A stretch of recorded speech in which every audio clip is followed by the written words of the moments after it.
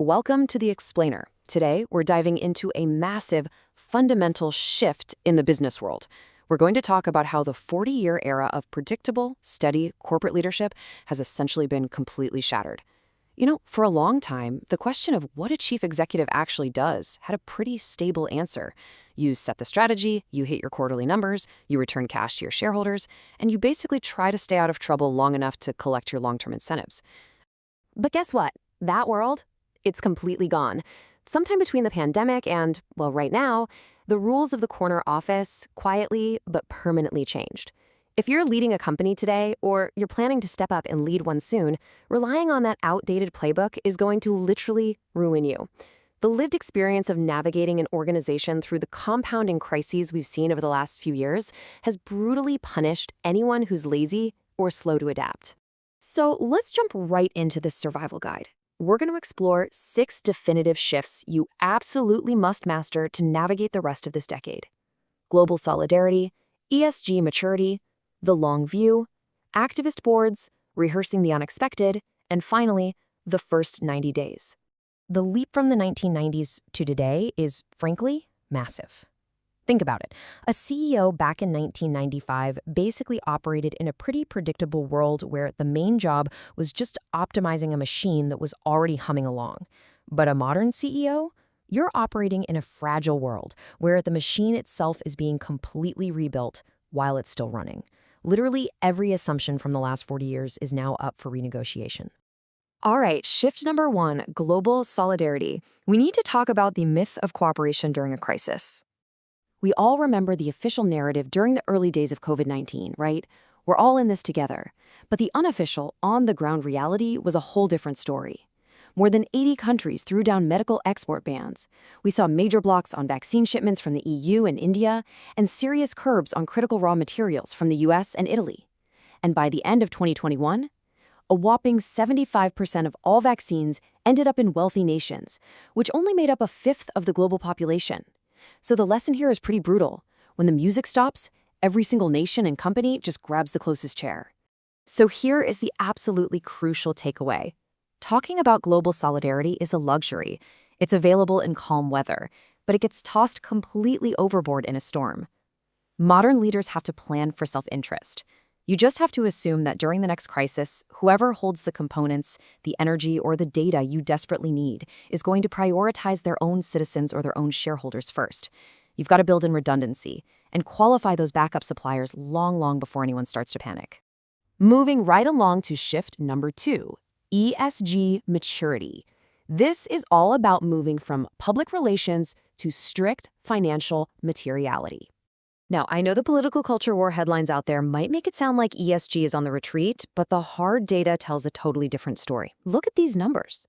We're talking about $6.6 trillion in U.S. sustainable assets under management, plus billions more pouring in as net new money in Europe. What this tells us, for sure, is that the thoughtful, risk management version of ESG is actually winning. It's securing that patient capital. It's the performative version, the glossy corporate reports plastered with photos of solar panels. That's what's dying out. And what's fascinating here is that the framing has shifted entirely away from just PR. Boards are not messing around anymore. They want to know if your environmental exposures, or even your aging workforce, are going to literally vaporize your earnings in the next decade.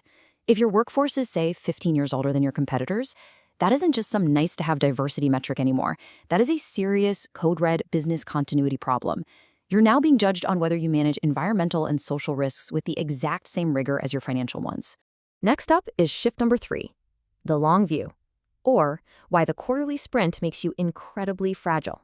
For a whole generation, we've basically been trained by the public markets to run a perpetual, exhausting quarterly sprint. Hit the quarter, beat consensus/costs. But here's the catch. If you squeeze the present just for those short-term results, you're borrowing directly from your own future. You end up cutting research, you neglect factory maintenance, and you leave the business incredibly fragile for when the inevitable storm hits.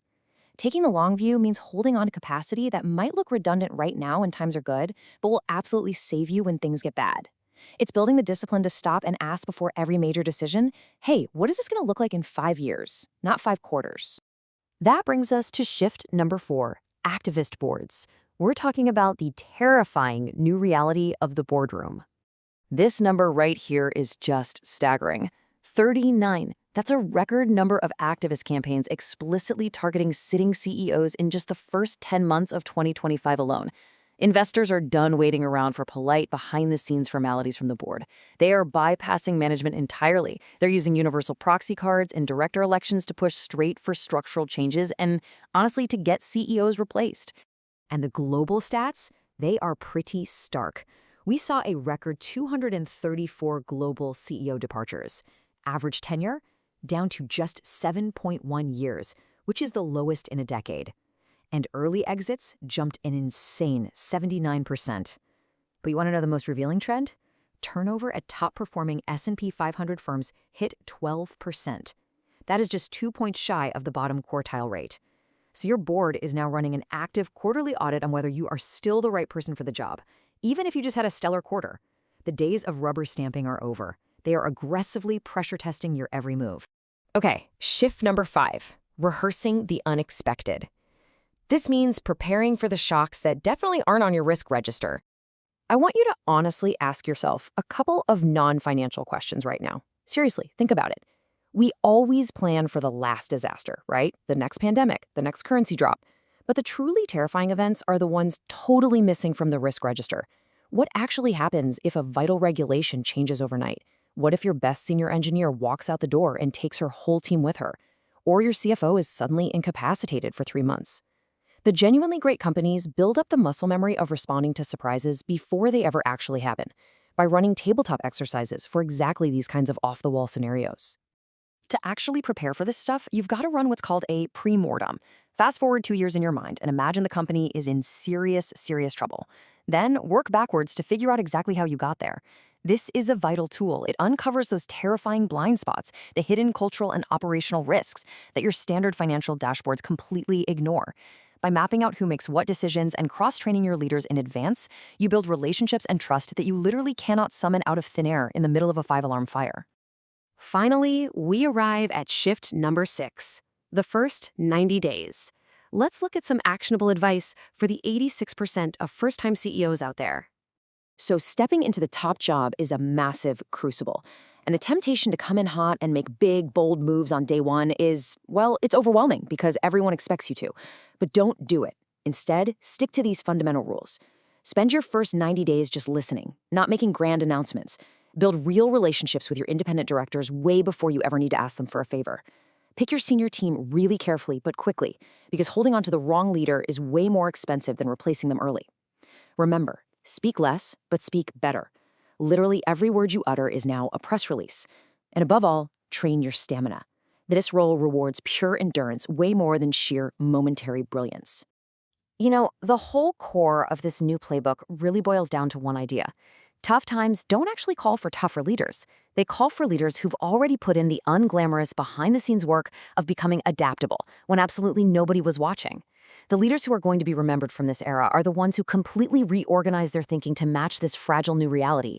It takes quiet, relentless preparation. It takes treating the long view as a massive strategic advantage. And it takes building a culture that can absorb massive shocks without losing its footing. The reality is, the work to build that kind of adaptability is available to anyone willing to put in the reps. But the bad news? The best time to start was probably last year. So we'll wrap up this explainer with one final, provocative question to leave you with. The next storm isn't on the calendar yet. Are you prepared? Thank you so much for joining us, and it's time to start building your resilience today.